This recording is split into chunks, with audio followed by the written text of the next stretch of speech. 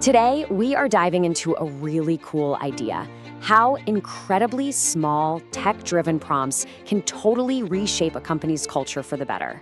We're talking about digital nudging, a way to build amazing, high-performance teams one tiny step at a time. You know the feeling, right? Leadership rolls out some big, new initiative.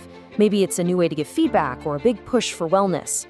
You get the emails, you sit through the town hall meeting, and then, like a week later, it feels like absolutely nothing has changed. It's a super common frustration in pretty much any company. So, what's going on here? Why does this keep happening? Well, to really get to the solution, we first have to understand the problem. And a lot of the time, the problem is all about how these changes get communicated. Let's start by looking at why those old school top-down mandates just don't cut it anymore. Yeah, when a change is just ordered from the top, it can feel so impersonal, totally disconnected from what we're actually doing every day. A mandate is an order, right? It's not an invitation to join in. It doesn't really care about your specific situation. And honestly, it just triggers that natural human instinct to resist being told what to do. It just becomes more corporate noise that we all get really good at tuning out. Okay, so if mandates are out, what's in? What actually works? Well, there is a much better, way more subtle, and scientifically backed way to encourage change. And that brings us to the science of nudging. So what in the world is a nudge? It is absolutely not a command. Think of it as a gentle prompt, something designed to make the right choice, the easy choice. The key here is that it guides us. It doesn't take away our options.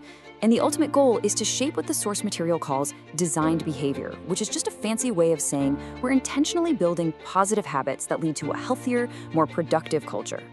This slide just lays it out so perfectly, doesn't it? A mandate is like a forceful shove. It's rigid. But a nudge? That's more like a helpful hand on your shoulder, just gently guiding you in the right direction. One feels like a restriction, the other feels like a helping hand. I mean, which one are you going to respond to better? It's pretty obvious. Now, the idea of nudging has been around for a while, but what makes it a total game changer today is technology. Let's dig into how technology is basically the rocket fuel for nudging in our modern workplaces. Technology is really the engine that makes all this possible for an entire company. I mean, think about it. We can automate these prompts so they reach everyone. We can deliver them at the perfect time, right when you need them. We can personalize them to what you're actually working on. And this is the big one, we can build them right into the tools we're already using every single day, like Slack or Teams or even just email. So this is the crucial part. How do we take this amazing combo of psychology and technology and actually apply it to build a genuinely healthier, better corporate culture? The source material points to two areas where this can have a massive, massive impact. And you know what? They happen to be two of the toughest nuts for any leader to crack. First step, managing conflict between people. And second, dealing with performance issues. Let's see how digital nudges can help us tackle both of these in a completely new way.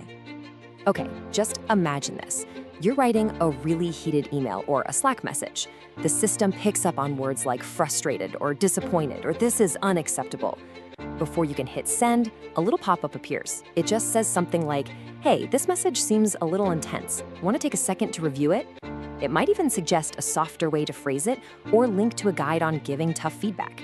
It's a simple, automated step that creates that crucial pause for a quick breath. And that really illustrates the whole point.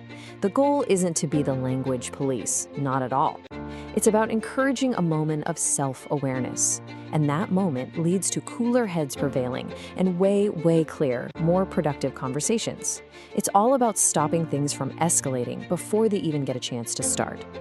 All right, now let's use that same thinking for performance. You know, the old way is waiting around for a stressful annual review to talk about problems. The new way? It's using nudges to constantly build high performance, little by little. Imagine getting a prompt on Friday afternoon that says, hey, you crushed 3 major tasks this week. Don't forget to log your progress. Or a little reminder when a project wraps up. Who on your team really deserves some praise for their work? These tiny, consistent interactions make improvement and recognition just a normal part of the day. So as we start to bring this all together, it's so clear that the real power here isn't in some single massive disruptive change. No, it's in the collection of many small, smart, and helpful interventions. This quote from the source material really just hits the nail on the head. This isn't about tricks or trying to manipulate people. It is all about consciously designing a system of small supports that helps everyone build the habits that, all together, create a workplace that's healthy, thriving, and performing at a really high level. And if there's one thing to take away, it's this. You don't need some massive, scary overhaul to change your culture. You can start with just one small prompt. The most profound shifts, the biggest changes, they almost always begin with the smallest, most unassuming actions, just repeated over and over again. So, I'll leave you with this question to chew on. Think about where you work.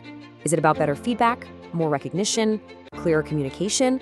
What is the one small, simple nudge that could make the biggest difference for you and your team? Something to think about. Thanks so much for joining me.